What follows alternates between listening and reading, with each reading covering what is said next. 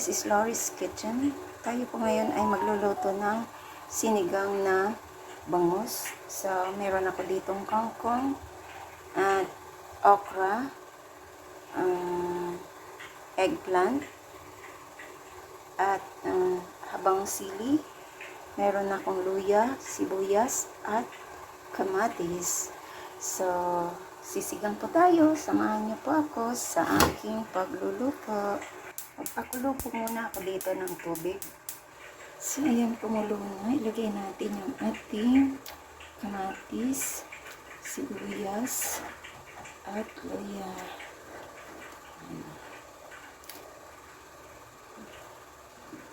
Para hindi na mahulog pa rin. At ilagay ko na din yung ating isda. Laking isda. Yung ulo po ay hinati ko. Hinati ko yung ulo.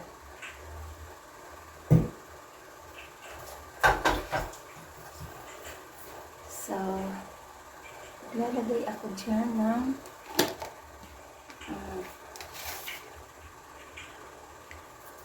asin,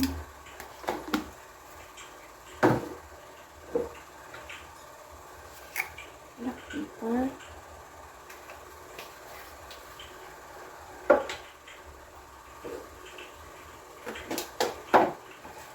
at of course, wala ang ating magic sarap.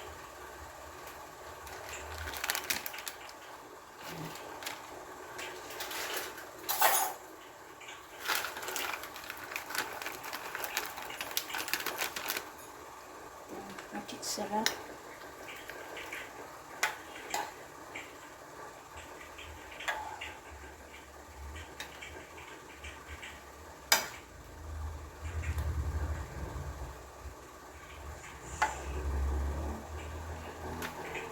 So, pakuliin po natin. Bago ilagay ang ating gulay. Takpan ko po siya at antayin kumulo. Ayan. Kumulo na.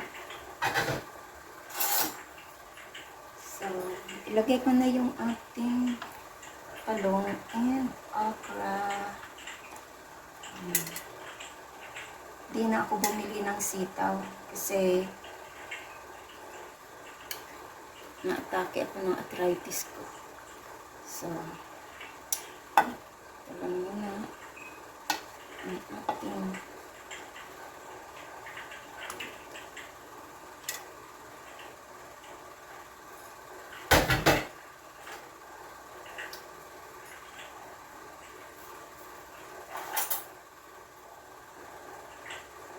akin tong gupitin.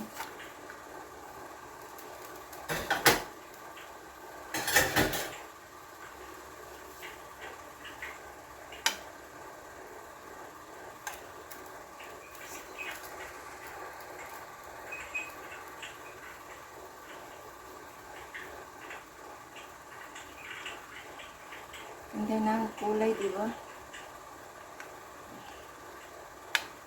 Okay. Malalaki ang hiwa ko ng kamatis.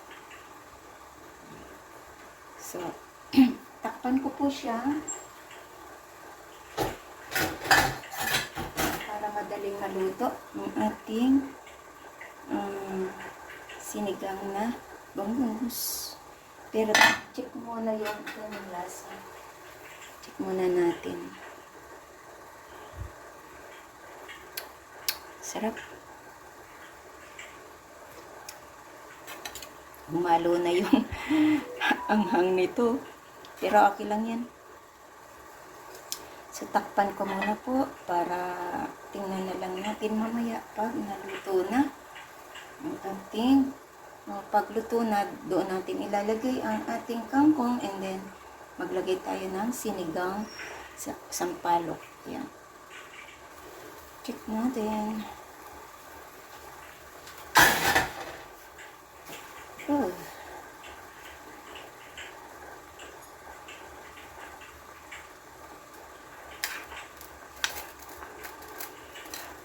Sarap pa naman.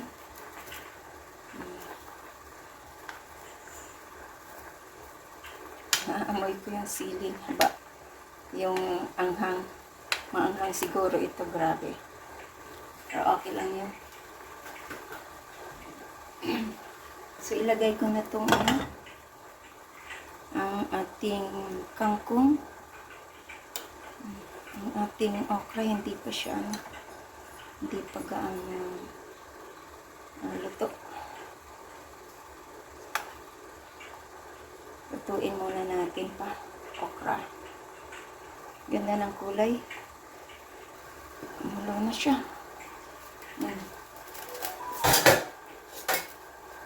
Malapit na itong maluto. Ayan, tingin. Ayan, luto na ang okra. Nag-green na siya. So, ilagay ko na yung ating kangkong. Kunti lang naman yung kangkong ko. Yung kangkong sa aking likod sa backyard. Sabi nila matigas daw to. Hindi naman. Pero malambot yung nasa palengke. Pero ito okay naman. Huwag mo lang kuhanin yung lang talbos.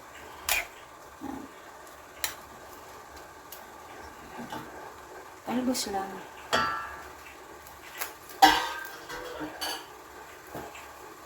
So, tuin muna natin pang ating kangkong. Bago ilagay yung ating pang-asin. Diba?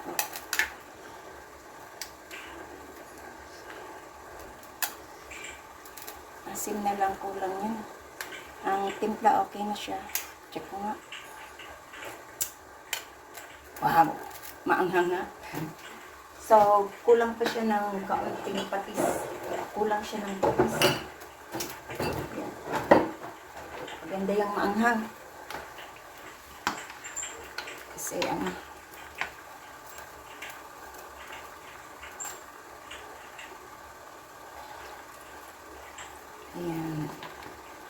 Mga ano lang siya. According sa inyong panlasa. Ayan.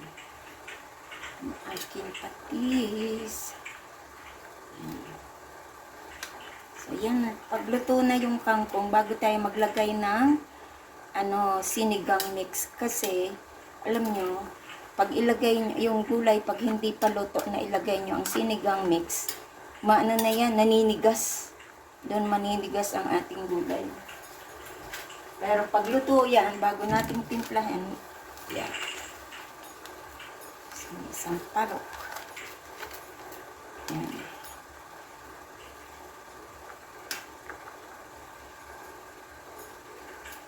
Hindi bangus yung kinuha ko, yung shrimp. Para parang bangus, sinigang bangus din ang kasa. Ayan.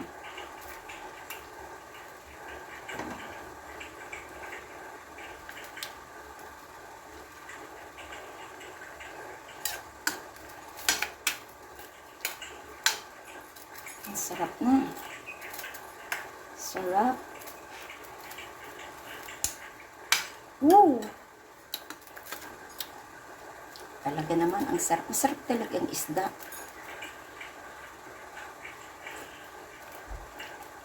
Ayan na, pwede na nating hanguin at ilagay sa ating serving bowl. Higop tayo ng sabaw. Dilim ng palibot eh. Ayan, ayan na. So, abangan sa ating serving bowl. Ang ganda ng kulay, oh. Yan, ilagay na natin yan sa ating serving bowl para hindi siya ma-overcook. So, ayan na po ang ating sinigang bangus. Higop po tayo ng sabaw sa ating hapagkainan.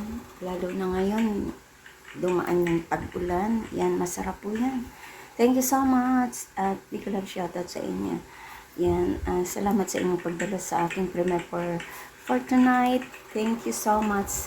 At Sa hindi pa po nakasubscribe ng aking channel, please do subscribe and hit the bell button para lagi kayong updated sa aking mga lulutuin na parating na vlog. Ayan. Thank you and kain na po tayo.